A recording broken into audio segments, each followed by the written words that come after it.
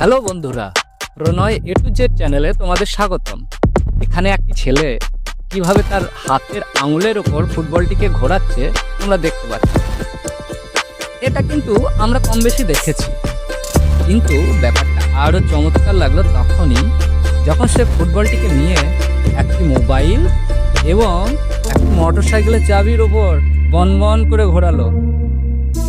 এখানে ছেলেটির প্রতিভাকে ভালো বলতেই হবে, কি বলুন?